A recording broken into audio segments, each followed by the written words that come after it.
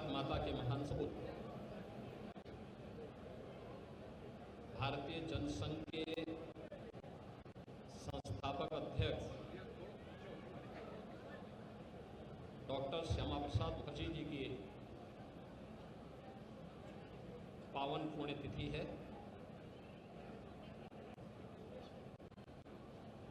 आज ही के दिन 1953 में डॉक्टर श्यामा प्रसाद मुखर्जी जी ने अखंड भारत के लिए अपना बलिदान दिया था। डॉक्टर श्यामा प्रसाद मुखर्जी जी एक महान शिक्षाविद, महान स्वतंत्रता संग्राम सेनानी,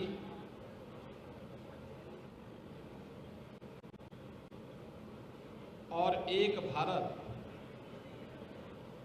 श्रेष्ठ भारत के स्वप्न दृष्टा थे। स्वतंत्र भारत में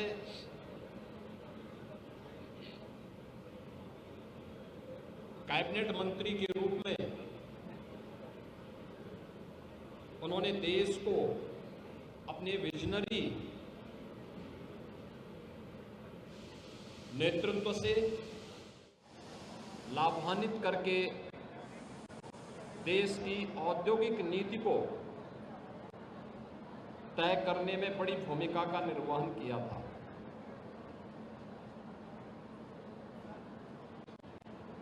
देश के अंदर खाद्य आवश्यकता की पूर्ति की जा सके, खाद्य मंत्री के रूप में भी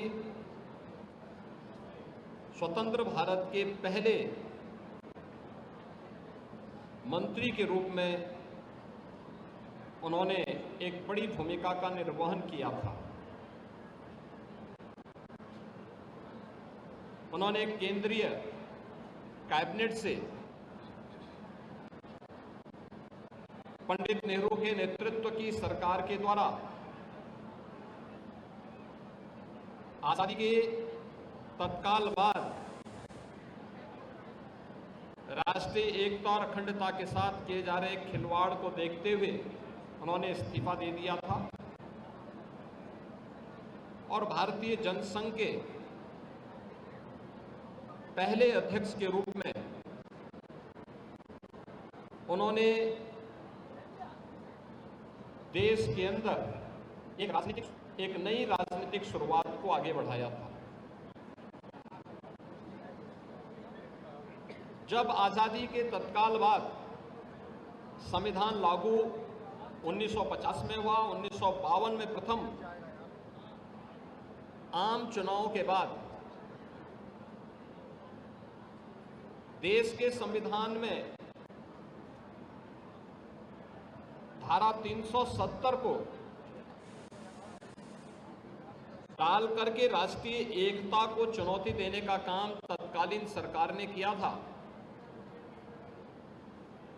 कश्मीर में परमिट सिस्टम लागू किया गया और देश की सुरक्षा के साथ राष्ट्रीय एकता और अखंडता को स्वयं सरकार में बैठे हुए लोग ही चुनौती देने लग गए थे। तब एक देश में एक प्रधान, एक विधान और एक निशान का उद्घोष करते हुए डॉक्टर श्यामा प्रसाद मुखर्जी जी ने कश्मीर में प्रवेश किया था। उनको गिरफ्तार कर दिया गया। हिरासत में ही 23 जून 1953 को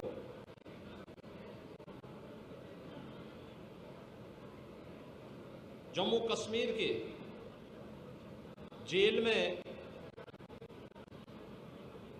उनका बलिदान हुआ।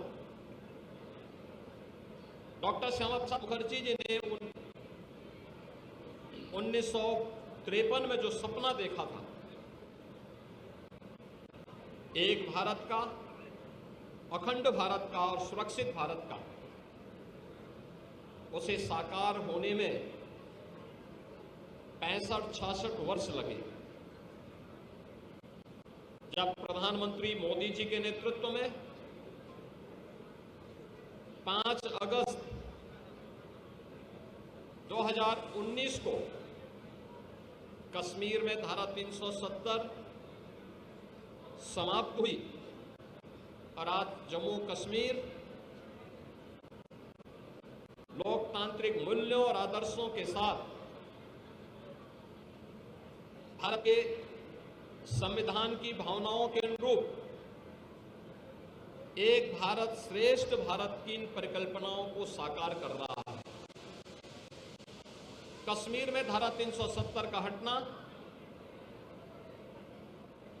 डॉक्टर श्यामा प्रसाद मुखर्जी जी के प्रति प्रधानमंत्री मोदी जी की